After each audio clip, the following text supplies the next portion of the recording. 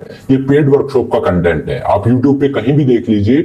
आज जो मैं चीज आपको बताऊंगा ये आपको फ्री में कहीं भी नहीं मिलेगी। इनिशियली मैंने सोचा था कि ये वीडियो में मेंबर्स ओनली वीडियो रखूं, जो चैनल के मेंबर्स हैं, जो स्मार्ट सेलर और सुपर स्मार्ट सेलर सेगमेंट में चैनल के मेंबर्स हैं, उनके साथ मैं शेयर करूं। लेकिन देन आई थॉट कि चलिए आज ये वीडियो में सबके साथ शेयर करता हूं। तो आज की इस वीडियो में मैं आपको बताऊंगा कि एक स्ट्रैडल को किस तरह से मैनेज किया जाता है। देखिए, स्ट्रैडल एक बहुत प्रॉफिटेबल स्ट्रेटजी है, लेकिन अगर मार्केट में कोई बड़ा मूव आता है तो उस टाइम पे स्ट्रैडल में बड़ा लॉस भी हो सकता है। तो स्ट्रैडल को किस तरह से मैनेज करना है आज के वीडियो में मैं आपको ये बताऊंगा। तो चलिए अब बिना टाइम वेस्ट के मैं सीधा आपको स्क्रीन पर लेकर चलता हूं और दिखाता हूं कि एक स्ट्रैडल को किस तरह से मैनेज करना है। तो ये मैं आपको ओपस्टार के स्क्रीन पर ले आया हूं और निफ्टी अभी ट्रेड कर रहा है 17650 पे। 17650 है, ये एट द मनी का लेवल है। तो देखिए, सबसे पहले तो मैं आपको ये बता दूं कि स्ट्रैडल को लेके एक बहुत बड़ा मिसकॉन्सेप्शन है कि स्ट्रैडल सिर्फ एट द मनी पे ट्रेड होता है। स्ट्रैडल का मतलब ये नहीं होता है कि हम एट द मनी का कॉल ऑप्शन बेचें और एट द मनी का पुट ऑप्शन बेचें। स्ट्रैडल का मतलब होता है कि सेम स्ट्राइक प्राइस हो कॉल और पुट दोनों का, वो इन द मनी भी हो सकता है, वो आउट द मनी भी हो सकता है। और स्ट्रैडल को आप डायरेक्शनल बायस कैसे दे सकते हो? स्ट्रैडल वैसे तो एक न्यूट्रल स्ट्रेटजी है, लेकिन आप किस तरह से एक स्ट्रैडल को बुलिश या बेरिश बना सकते हो ये भी मैं आपको बताऊंगा। तो देखिए, यहाँ पे मार्केट ट्रेड हो रहा है 17665 पे। तो मैं क्या करूंगा, मैं 17700 पे चलता हूं और मान लीजिए मैं एक स्ट्रैडल को ट्रेड कर देता हूं। तो 17700 पे चल के और मैंने एक कॉल ऑप्शन सेल कर दिया और एक पुट ऑप्शन सेल कर दिया। तो अब आप देखिए, ये मेरा पे ऑफ चार्ट बनता है और एक स्ट्रैडल को ट्रेड करने के लिए जो आपकी मार्जिन रिक्वायरमेंट है वो ऑलमोस्ट 1.3 लाख रुपीस है। आपको ऑलमोस्ट 1.25 लाख रुपए चाहिए एक स्ट्रैडल को ट्रेड करने के लिए। तो ये स्ट्रैडल का पे ऑफ चार्ट बनता है। अब आपको एडजस्टमेंट किस तरह से करने हैं वो मैं आपको बताता हूं। देखिए, आपने जितना प्रीमियम कलेक्ट किया है पहले उसको कैलकुलेट कर लीजिए। मैंने 353 रुपीज में कॉल ऑप्शन सेल किया है और 321 रुपीज में मैंने पुट ऑप्शन सेल किया है। इन दोनों को अगर मैं ऐड करता हूं तो ये आता है ऑलमोस्ट 575 के आसपास। मतलब मैंने 575 रुपीज का प्रीमियम रिसीव कर लिया है।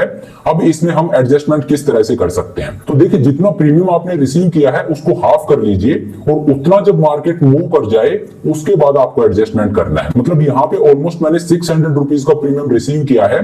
तो अगर मार्केट 300 पॉइंट ऊपर या 300 पॉइंट नीचे इस 600 पॉइंट की रेंज में अगर मार्केट रहता है तब तक आपको किसी तरह का कोई एडजस्टमेंट नहीं करना है। लेकिन अगर इसके बाहर मार्केट जाता है तो आपको एडजस्टमेंट करना है। देखिए, आपको ब्रेक इवन टच हो तब तक का वेट नहीं करना है। वो भी एक एडजस्टमेंट होता है, लेकिन वो अलग तरह का एडजस्टमेंट है, वो मैं किसी और वीडियो में बताऊंगा। लेकिन आज जो मैं बता रहा हूं उसके रूल्स ये हैं कि जो आपने प्रीमियम रिसीव किया है उसको 2 से डिवाइड कीजिए, उसका हाफ जब मार्केट मूव कर जाए उस टाइम पे आपको एडजस्टमेंट करने हैं। तो यहाँ पे मैंने 600 रुपीज का प्रीमियम रिसीव किया है। तो मार्केट अगर 300 पॉइंट ऊपर जाता है तो आपको एडजस्टमेंट करना है और 300 पॉइंट नीचे जाता है तो आपको एडजस्टमेंट करना है। और अगर उस रेंज में रहता है तो आपको किसी तरह का कोई एडजस्टमेंट नहीं करना। तो देखिए, ये तो लाइव मार्केट है, यहाँ पे मैं आगे पीछे नहीं कर सकता मार्केट को। तो मैं आपको सिमुलेटर में लेके चलता हूं और वहां पे करके दिखाता हूं। तो मैं सिमुलेटर को ओपन कर लेता हूं।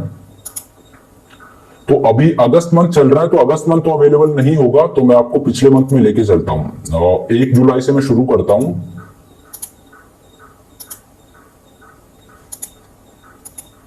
तो देखिए, मैंने जुलाई की सीरीज लगा ली है और 1 जुलाई को मार्केट कहां पे है? 15700 पे। 15700 है, ये एट द मनी का लेवल है। तो मैं आपको एक एट द मनी का स्ट्रैटेजी ट्रेड करके दिखाता हूं। तो मैं ऑप्शन चेन को ओपन कर लेता हूं और 15700 पे हम चलते हैं, जो कि एट द मनी का लेवल है। यहां का एक कॉल ऑप्शन मैंने सेल कर दिया और 15700 का एक पुट ऑप्शन मैं सेल कर दूंगा। इन दोनों का डेल्टा 50 है। तो ये देखिए, ये मेरा पे ऑफ चार्ट बनता है। मैंने 15700 का कॉल और पुट दोनों ऑप्शन मैंने सेल कर दिए हैं। ये मेरा पे ऑफ चार्ट बनता है। अब आप देखिए, सबसे पहले आपको क्या करना है, जो आपका कॉल और पुट का प्रीमियम है इन दोनों को आप कैलकुलेट कर लीजिए। मैंने ऑलमोस्ट 390 रुपीज में पुट ऑप्शन को सेल किया है और 352 रुपीज में कॉल ऑप्शन को सेल किया है। तो 352 और 390 को अगर मैं ऐड कर देता हूं तो ये आता है ऑलमोस्ट 740। मतलब 740 प्रीमियम मैंने रिसीव किया है कॉल और पुट दोनों को बेच के। तो 740 को अगर मैं 2 से डिवाइड करता हूं तो आप ये मानिए कि 350 के आसपास आता है। तो अब क्या होगा, मार्केट जहां पे ट्रेड कर रहा है यहां से 350 पॉइंट ऊपर या 350 पॉइंट नीचे इस रेंज में रहता है तब तक मैं एडजस्टमेंट नहीं करूंगा। लेकिन इस रेंज को तोड़ के ऊपर या नीचे जाता है तो मैं एडजस्टमेंट करूंगा। तो मार्केट ट्रेड कर रहा है 15665 पे। तो इसमें अगर मैं 350 ऐड करता हूं तो ये ऑलमोस्ट आ जाता है 16000। तो ऊपर की तरफ अगर मार्केट 16000 को ब्रेक करके ऊपर जाता है तो मैं एडजस्टमेंट करूंगा। और उसी तरह से 15,665 में अगर मैं 350 को माइनस करता हूं तो यह आ जाता है 15,300। तो नीचे अगर मार्केट 15,300 को तोड़ के नीचे जाता है तो मैं एडजस्टमेंट करूंगा। तो मेरी रेंज क्या है एडजस्टमेंट करने की?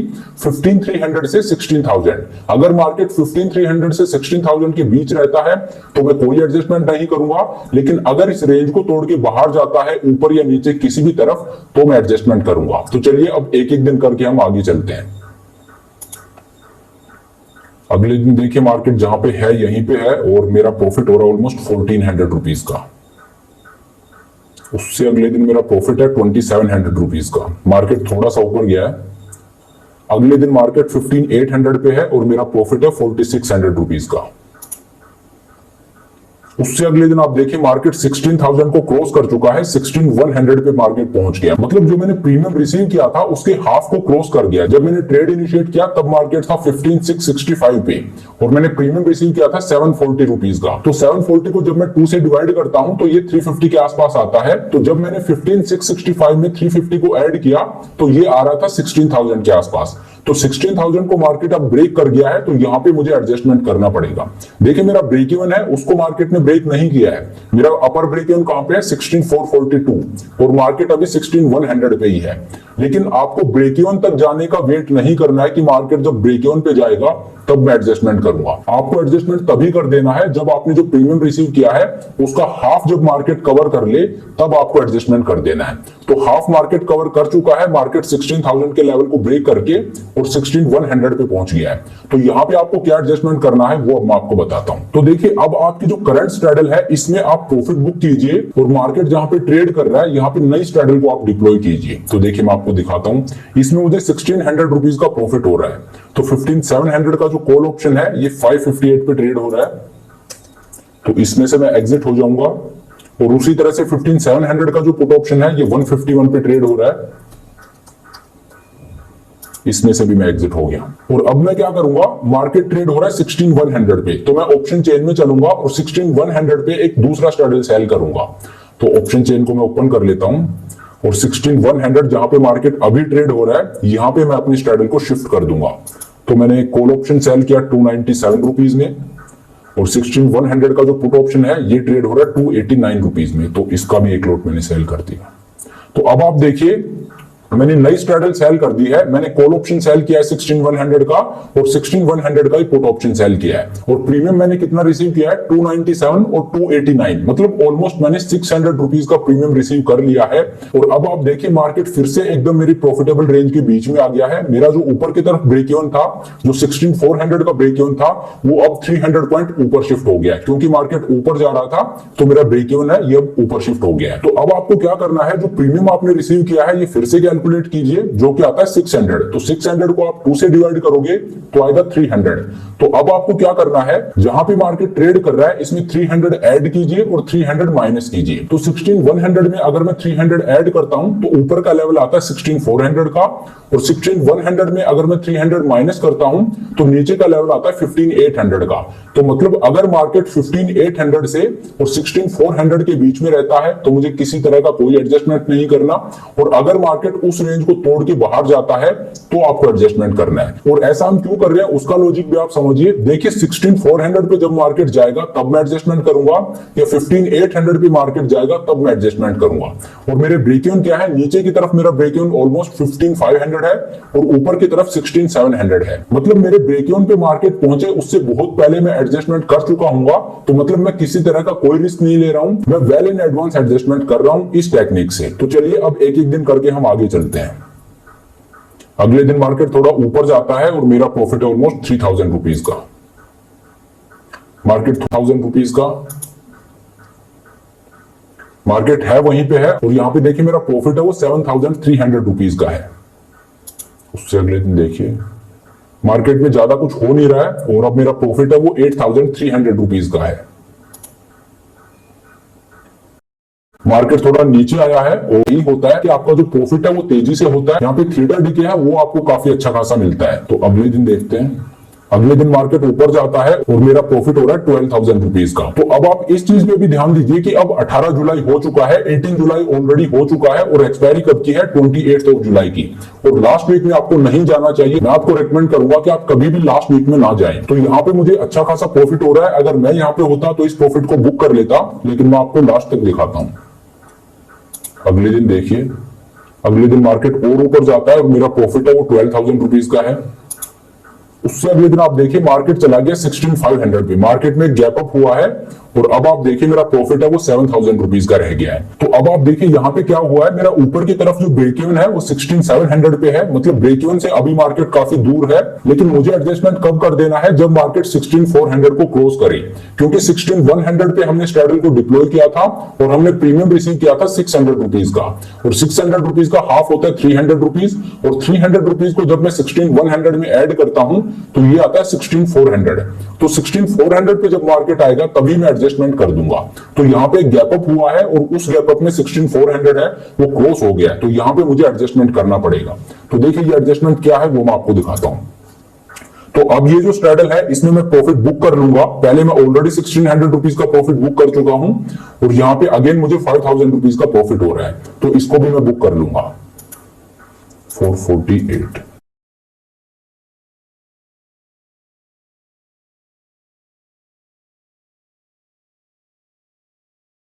तो ये मैंने प्रॉफिट बुक कर लिया 16,100 की जो स्ट्रैडल मैंने ट्रेड की थी उसमें। और अब मैं क्या करूंगा, अब मार्केट कहां पे ट्रेड हो रहा है, 16,500 पे, तो मैं 16,500 की स्ट्रैडल को ट्रेड करूंगा।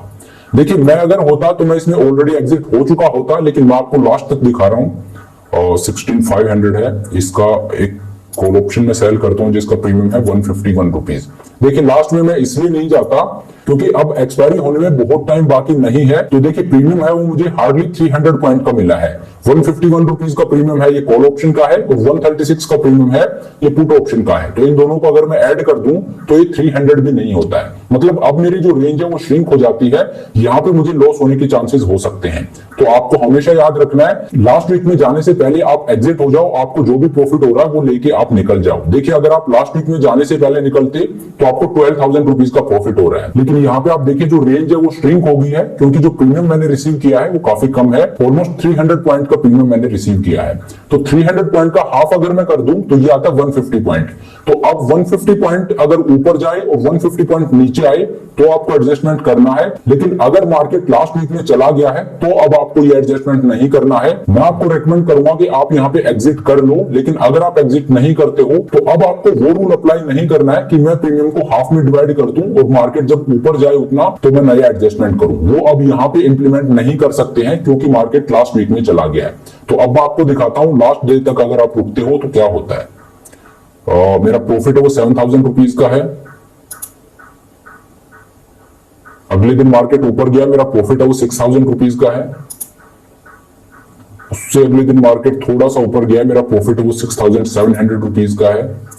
और 26 को मार्केट नीचे आया है, मेरा प्रॉफिट है वो 11,000 रुपीज का है। उससे अगले दिन मार्केट बिल्कुल जहां पे मैंने सेल किया था वहीं पे है और मेरा प्रॉफिट है वो 13,000 रुपीज का है। और एक्सपायरी डे वाले दिन मेरा प्रॉफिट देखिए सिर्फ 7,500 रुपीज का प्रॉफिट है। क्यों? क्योंकि मार्केट ऊपर की तरफ चला गया है। तो अगर आप इस ट्रेड में रुकते हो तो आपको 7,500 रुपीज का प्रॉफिट होगा। अब आप देखिए जब मैंने ट्रेड को इनिशिएट किया था मैंने 15,700 का कॉल ऑप्शन सेल किया था और 15,700 का पुट ऑप्शन सेल किया था। और मेरा अपर ब्रेक इवन कहां पे था, 16,400 के आसपास मेरा अपर ब्रेक इवन था। अगर आप इस ट्रेड में कुछ भी नहीं करते तो मार्केट कहां पे एक्सपायर हुआ है, 16,750 पे। मतलब आपको एक लोट पे 350 पॉइंट का लॉस होता अगर आप कुछ भी नहीं करते। लेकिन मैंने एडजस्टमेंट किया है और मैं इस ट्रेड में अगर लास्ट डे तक रुकता हूं तो 7,500 रुपीज के प्रॉफिट के साथ बाहर निकला हूं। तो मार्केट यूनिडायरेक्शनली ऊपर गया है, अगर मैं कुछ नहीं करता तो मुझे 350 पॉइंट, दैट मींस ऑलमोस्ट मुझे 17,000-18,000 रुपीज का लॉस होता अगर मैं कुछ भी नहीं करता तो। लेकिन यहां पे मैं प्रॉफिटेबली बाहर निकला हूं क्योंकि मैंने एडजस्टमेंट किए।